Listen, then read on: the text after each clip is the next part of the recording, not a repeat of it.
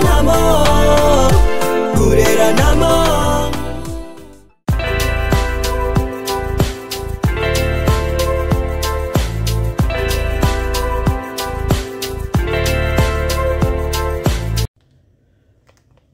Bonjour, bonjour, bonjour tout le monde. Bonjour ma famille du cœur, bonjour ma deuxième famille. J'espère que vous allez bien.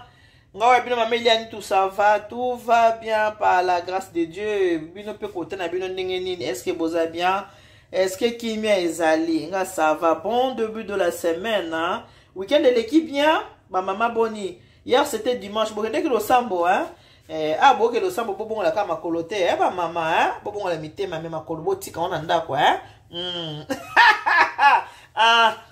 Et voilà, le lona na kati ya makusa ndenge tongo etani bole na sa mwe eloko kolamba ona osana na ebite ba papa mikolo batomboki na nga moyen papa moko abila nga mama elia ni tu makayabu eza bien na lingami kolia makayabu mais makayabu tango bo sala kango en général mo anani bo kalingi makayabu tango bo so kalinga makayabu bo sali sauce na mopanzi na mona ka ekota ka mafuta mwa mingi biso bambula yango déjà eza ko kende kolia mafuta mwa mingi boye pe ta musupe malamu te hein pour moi nani bo kalingi na makayabu bo sali sauce bo sali boye tout ça maman musala pe belé siko neti biso pe ba papa o to linko lamba pe boye bolobi ke ba papa fo sa ba mama ke musala fo lamba siko na omona pasi na bana ko kalinga makayabu na banda ko te mama est-ce que moi modèle mususu ezate nga bisi papa modèle ezali ya mwana siko yo modèle nga na osala lelo pona papa abiso asepela makayabu na biso yango sina sukoli yango na longoli yango mungwa na sukoli yango malamu makayabu yango makayabu sukwami deja kitoko na mopanzi matungulu yango na matungulu mwa mingi ya papa matungulu yango na kati matungulu na ngai na mopanzi papa poivron na ngai ya vert na poivron na ngai ya rouge yango ona sina kati kote oyo na kati tomate na ngai kama minene boye tomate na ngai ya mbuma na kati wana oyo moni mwa kwa tomate eza nango ndembi pembeni mayebo na biso kaka to bingi champignon de Paris yango oyo to kotia na mwa kati ya makayabu na biso. Alors mafuta yango yo papa na sina tena moto mafuta na cheka ka mwa mesure moko ya muke eza mingi te pona papa na biso lobe mama biso boye na kokola tozokola deja banzoto yango na makayabu na kokalinga te na osa makayabu bakalinga te me kozala vraiment kitoko makasi.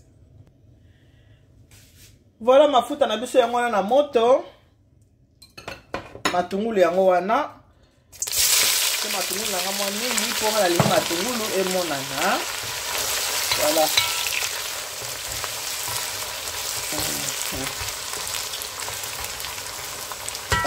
ke matungulu na moto bandi kokalinga matungulu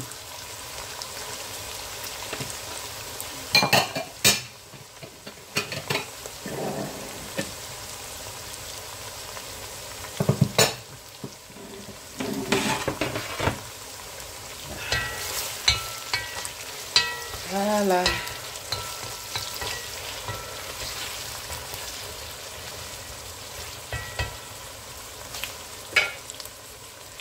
Après avoir retiré matungulu na moto na chepe poivron na biso ya mwana ya vert na ya rouge sangisi yango boye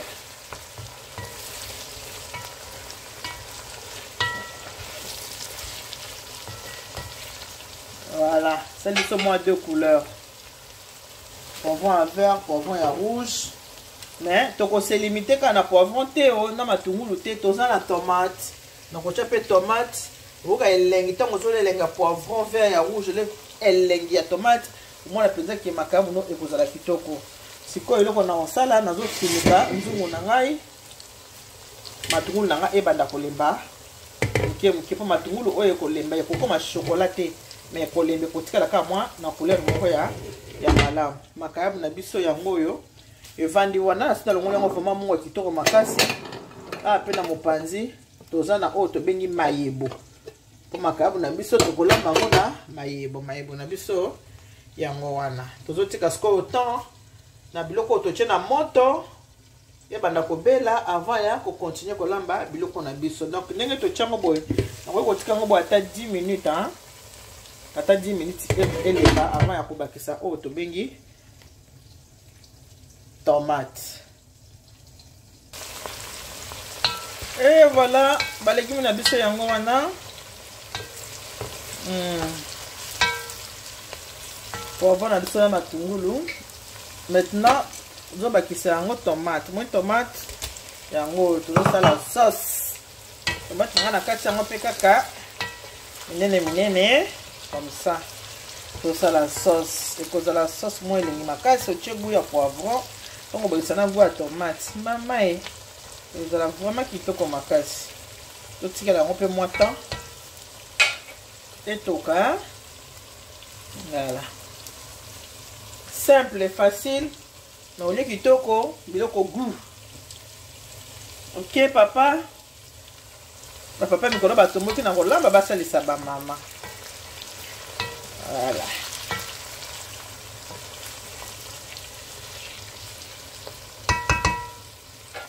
Voilà.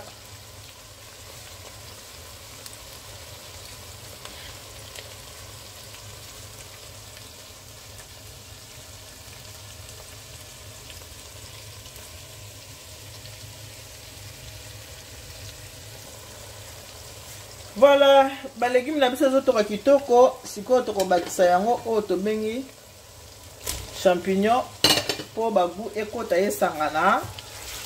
Voilà, champignon na biso ça goût. Goût et se mélanger bien. Voilà. Comme ça.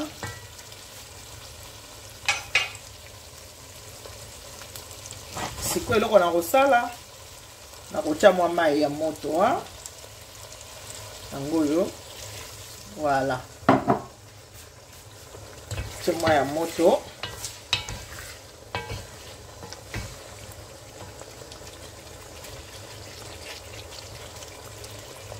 Voilà, talika ane makabu no ezali ningo kochela mai, kocha mai elekate hein, et c'est la fleuve du Zaïre te. Sikoyo tokoki déjà kobanda kocha makayabu awa na kati ya sauce. Voilà sauce yango. Makayabu na ngeza vraiment très bien dessalé. Na longo lipenza mongo penza comme il se doit. Vraiment mongo makayabu ezate. Mais le quoi na tchemo matungulu, mwa tomate oignon, il faut ezana mwa mongo mais na kobakisa mongo ya mongo te. Na tcheka mwa bouillon mwa mukie pour na ko relever goût. Parce que soko tchebongo te. Voilà. Mwa mukie ka pour na ko relever goût. Et maintenant, on a vraiment mouké hein. Si on a commencé à makayabu na biso. Papa na kalingite hein, donc le baika to kalinga katala le na kiso ko kalingi na makayabu te makayabu ko zala kaka goût. Ezala kitoko.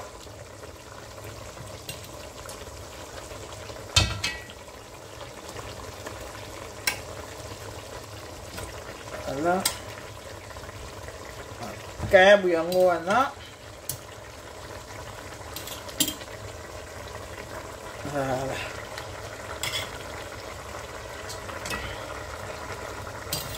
La makayabu na biso.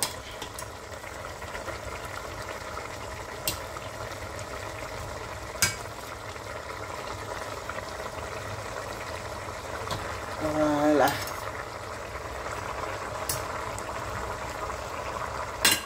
Makayabu un peu débile hein. C'est comme ça on va aller dans le. Voilà, makayabu na biso yango na che. Bomoni mai eza na se, ba sauce nyonso na se, na che makayabu likolo, sikoyo nazo finika yango. E banda kobela. Voilà, finiki yango.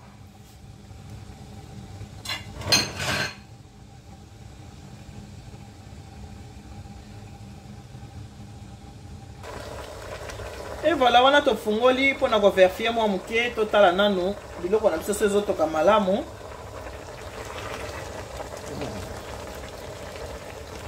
Voilà, ça va. Na chema muke mai mingi te. Ce qui na moni ke mai ko kite na ko ko bakisa mais na ebandeli faut ko tshana nukaka muke. Otala ndenge makabu no otuka makabu ya mbisi. Eza makasi te, eza na mbisi makayabu. ezelo kwa chama ebele bete parce que kolemba mabe eza mbisi naki na mwa eteni ya pilipili na ngai na boaki mwa pilipili na ngai mwa mibale wana eza nango ya mike makabo eza nango mbisi ezelo kwa kochela ngo ba mai ebele te po eza nango mbisi ba mama voilà nazo finika ngo lisusu natika makabo na biso etoka voilà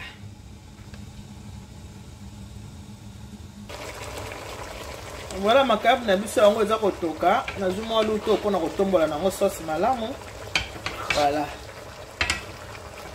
tombola sauce kocha ma likolo boye voilà koningisa nzungu po makabo liko eza kokalinga mate panzana te ningisa mwa nzungu mwa boye esalaka bien po makabo na yo epanzana te bomo makabo yango wana eza nango kotoka voilà finika yango lisusu totika yango etoka bien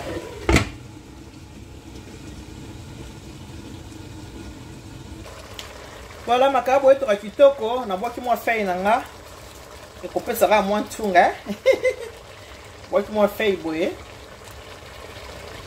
voilà nzungu kaka koningisa po esala te ningisaka nzungu na nga kaka boye voilà ningisaka mwa nzungu boye nafiniki su makabo na nga esa nini ebela malamu bozomwa makabo ndenge ezotoka ti bota niveau mai musika mai eza nango moke eza yango ebele te mais ezala pembeni mama miso ekomonaki makabo nano ebeli te si fo bakisa okobakisa mais ntango nano tia yango wana koluka na mai ebele te mpo makabo eza mbisi ekoya kolemba makasi ekoya kosila na bu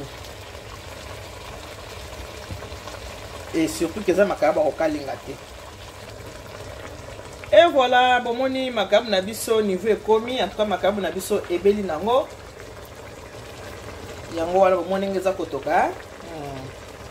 Ebeli nango makabo na biso epesi déjà pimbo kitoko na mwa pilipili wana na chaki na mwa feuille de laurier pimbo ya pilipili na ya feuille esangani. Esali oyo tobengi chimbondation. Bomoni sauce nango yango wana. Malgré na tie tomate mais sauce eza ya rouge. Ya makila te malgré tomate mais sauce etikeli kaka bien eza rouge te eloko tokosala sikoyo tokotia makabo na biso quand même na sani hein? Voilà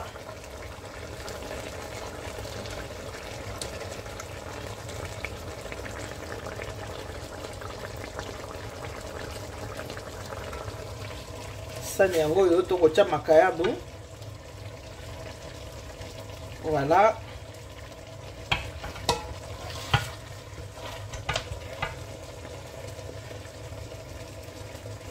Voilà.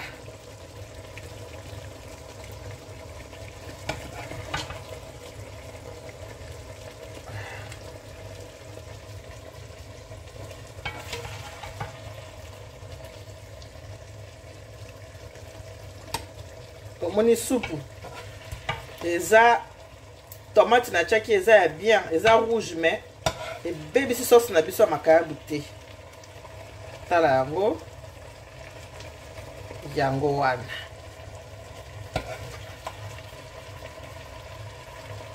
Voilà.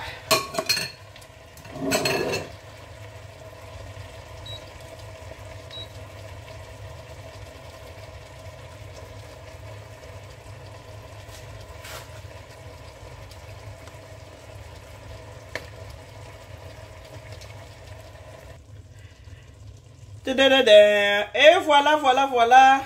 Finition ya makabo na biso yango wana. Sauce na biso bomoni yango ndenge eza kitoko. Sauce na biso ezali ya rouge, ya motane te. Mais ezali ka sauce mo eza vraiment na couleur kitoko. Même na kati ya monoko makabo eza vraiment kitoko makasi. Donc kaka ndenge na sala ki bomona tie poivron na nga ya rouge, poivron na nga ya vert, na tie matungulu na nga ezaki mo ebele. Na kamati na sangisi na champignon de Paris o to bengi mayebo. Soko la nika ngane na sali okozala dessus te meko komona boki moi faire de laurier pour moi solo pimbo faire de laurier wana soki sangani na solo pimbo ya nini ya pilipili mama izo sala chimbonda sezo se loko mususu Ce que zamba liboso écouter na vidéo oh na kosenga na yo o s'abonner na Eliane Nitu TV. Ce que s'abonner ko bossa na te activer cloche de notification pour que vous la notifier à chaque fois que émission est ce kokota oyeba ke émission est ce kokota na kati ya chaîne na biso ya Eliane Nitu TV.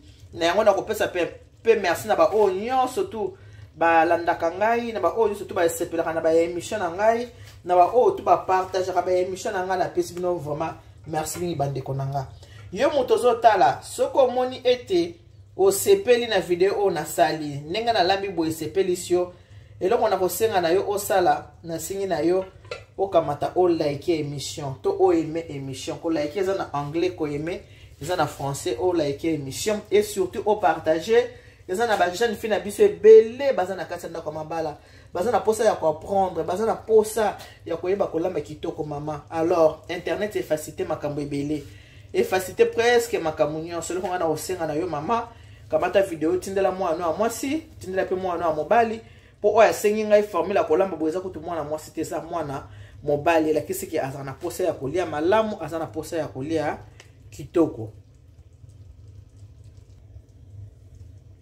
elakisi kaza na posa ya kolia malamu ana posa ya kolia kitoko botindela bana basi botindela bana mibali bango se ba apprendre ndenge na lakisi boye ndeko o mobali akoza vraiment na facilité akolamba yango bien eloko ya boya ki abi mama Eliane ko banda siko kalinga lisusu wana lamba mona ki mosala ebele mais oyo na bisi bino mbisi ya mai kitoko vraiment kande bomoni kitoko na miso kitoko pe na monoko. Merci beaucoup na bande konanga nyonso tout kande na lobaka na bino que Dieu vous bénisse. God bless you. Mungu anubariki. Tata Nzambi kalusaku muna. Nzamba nube chanel bana betu bons.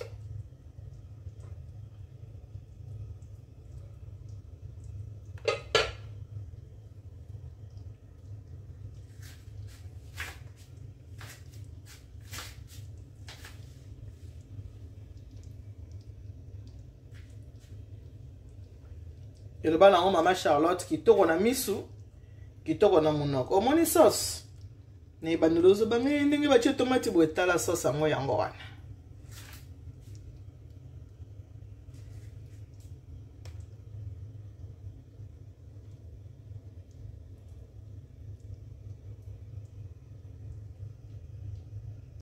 bonsoir maman Eliane vous avez été à la Providence. J'espère que vous allez bien, moi ça va, là je suis déjà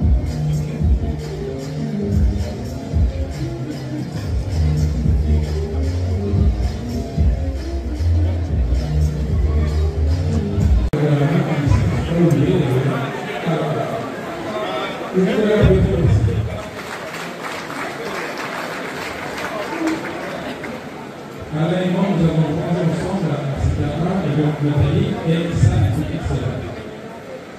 me dis un peu trop des mariages.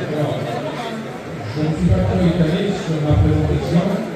Je suis le maire d'une petite commune mondiale de Bien-Flaton. J'ai l'habitude effectivement de célébrer les mariages. On veut célébrer avec Innocent et Nathalie ce beau mariage qui a rassemblé tant de monde. Nathalie a eu un mot très juste tout à l'heure, lors de l'échange des alliances. Nathalie a indiqué que dans la vie d'un couple, il y a des hauts et il y a des bas. Les bas, on s'en fiche royalement, il faut les envoyer à la poubelle. Par contre, il faut garder le haut, garder tout le haut, et avec ça, on a son bon vol, on va le plus loin possible jusqu'à ce que ce soit la vente. C'est par le coup. D'accord? De nouveau, vous pouvez les applaudir.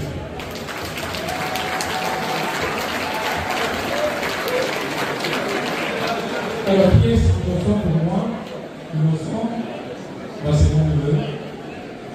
C'est mon neveu parce que le papa d'Innocent, il s'appelait André, qui certes n'est plus là aujourd'hui, mais à son âme, et là où il est, je pense qu'il est très fier de son fils, très fier de sa belle-fille.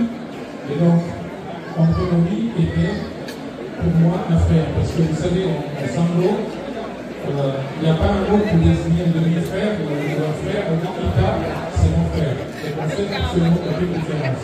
C'est pour ça que naturellement, l'émotion s'est tournée vers moi pour que je puisse présenter la famille. Encore une fois, je ne vais pas rentrer dans le détail parce que je prends le risque de l'oublier. Sachez simplement que tout cela. Voilà. Maman Eliane du service de la Providence. Ah, là, nous avons le buffet froid. Voilà. Maman Eliane du Lomazala.